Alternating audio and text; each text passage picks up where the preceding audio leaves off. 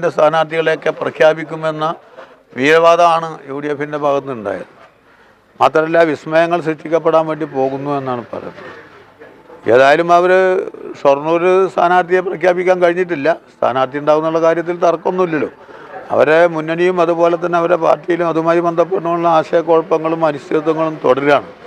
ഞങ്ങൾക്ക് യാതൊരു ആശയക്കുഴപ്പമില്ല, അനിശ്ചിതത്വമില്ല. തെരഞ്ഞെടുപ്പ് കമ്മീഷൻ ഇലക്ഷൻ പ്രഖ്യാപിച്ച ആ ദിവസം തന്നെ പാർട്ടിയുടെ സംസ്ഥാന സെക്രട്ടറി സഖാവ് ഗോവിന്ദൻ മാഷ് CPM സ്ഥാനാർത്ഥികളെയും അതുപോലെ തന്നെ ബിനോയ് വിശ്വം CPIയുടെ സ്ഥാനാർത്ഥികളെയും അതുപോലെ തന്നെ കേരള കോൺഗ്രസിൻ്റെ parliamentary party leader Kerala Congress സ്ഥാനാർത്ഥികളെയും ഒക്കെ പ്രഖ്യാപിച്ച് അവർ ഗോദയിൽ ഇറങ്ങിക്കഴിഞ്ഞിരിക്കുന്നതാണ്. പിന്നെ NCP ജനതാദളമൊക്കെ സ്ഥാനാർത്ഥിയെ പ്രഖ്യാപിച്ചിട്ടുണ്ട്. ഞങ്ങൾക്ക് യാതൊരു ആശയക്കുഴപ്പമില്ല, അനിശ്ചിതത്വമില്ല.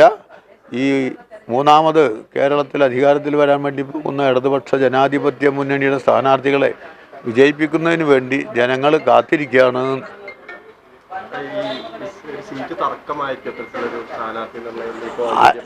എന്തോ ഒരു സംതിങ് കൺഫ്യൂഷൻസ്, തർക്കമാവാം, അല്ലെങ്കിൽ സ്ഥാനാർത്ഥി ആരാവണമെന്നാവാം, ഏത് പാർട്ടി മത്സരിക്കണമെന്നാവാം.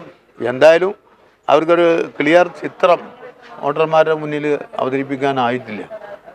അതുതന്നെ അവരുടെ മുന്നണിയുടെ ഒരു കെട്ടുറപ്പിനെയും അതുപോലെ തന്നെ നിലനിൽപ്പിനെയും ഒക്കെ ബാധിക്കുന്ന തരത്തിൽ ആയി കഴിഞ്ഞിട്ടുണ്ട് എന്നാണ് എനിക്ക് തോന്നുന്നത്.